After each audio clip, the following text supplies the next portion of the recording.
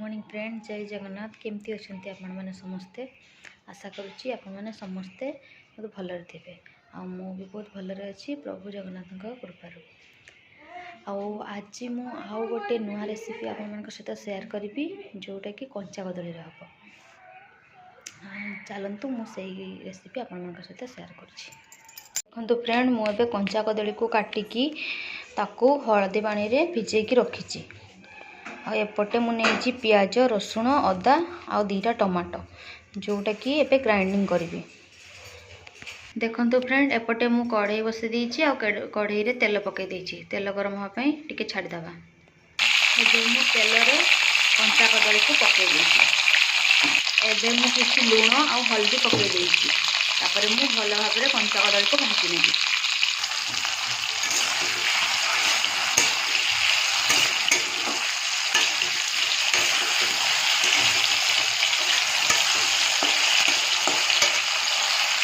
देखंतु फ्रेंड, एबे कदली भल भावे भाजी हो जाइए। ताकू मु गोटे पात्र रे काढी नेबी।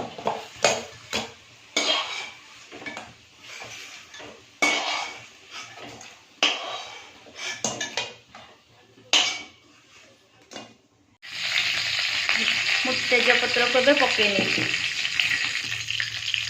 एबे टिके हळदी पकई देबी। किछि कश्मीरी मिर्च पकई देबी कलर पाई।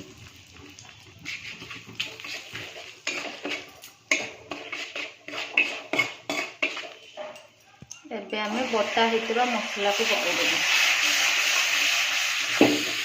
यह होचे अदा रसुण आ पियाज रो पेस्ट।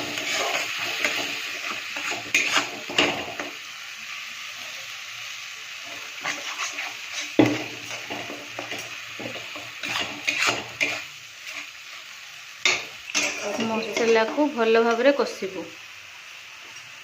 एबे आमे टमाटो पकई देबू।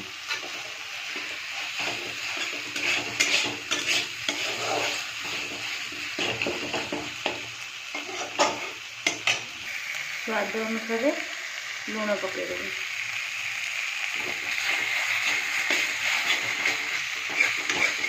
एबे टिके पानी देकी ताको कषिबू।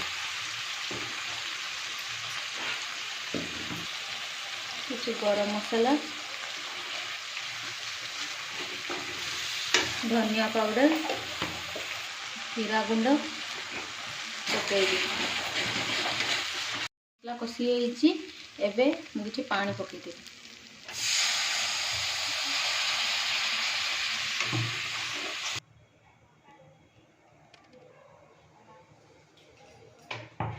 देखंतु एबे पानी फुटिलाणी। एबे आमे सेथिरे भजा हितबा कंचा कदली को पकई देबू।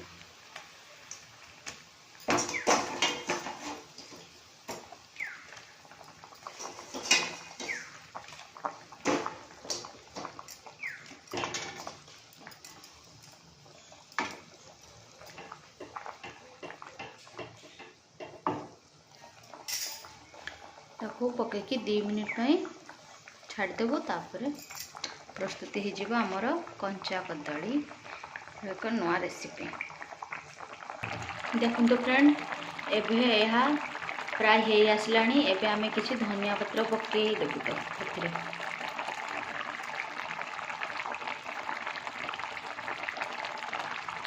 तो यह आपण भात रुटी सहित खाई पारिबे।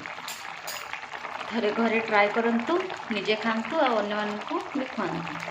आशा करुच्ची यह आपको बहुत पसंद आसिबो।